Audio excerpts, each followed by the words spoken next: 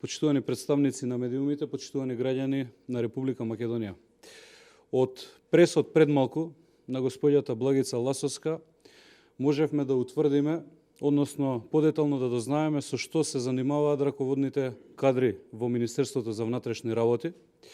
И тоа е доволно објаснување, односно вистината за тоа во каква состојба се наоѓа Министерството за внатрешни работи денес. Во насока на истото, мојот денешен прес е за вандалскиот чин во Македонскиот народен театар. Па би започнал. Највисокиот врв на власта е најодговорен за срамното и вандалско однесување во МНТ. Недоличните сцени се сознаење на највисоките функционери во власта.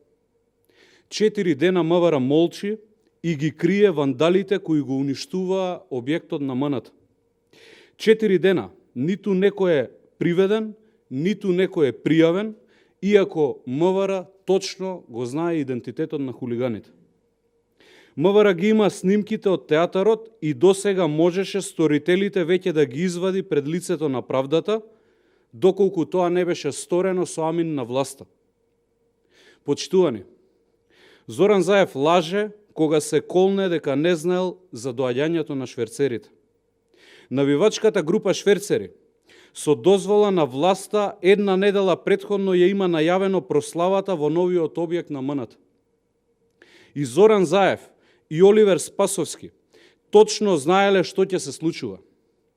Впрочем, за тоа говорат и неофицијалните информации дека 200 специјалци биле на готов доколку се случат посериозни инциденти. Зошто веднаш по вандализмот внатре во објектот полицијата не направила обрач и не ги привела сите кои што учествувале во нарушување на јавниот ред и мир?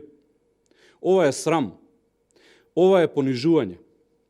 Одговорност мора да има и од директорот на МНТ, и од заменик министерот за култура, и од министерот за култура, но пред се одговорност мора да има од Оливер Спасовски и од Зоран Заев лично. Одговорност веднаш.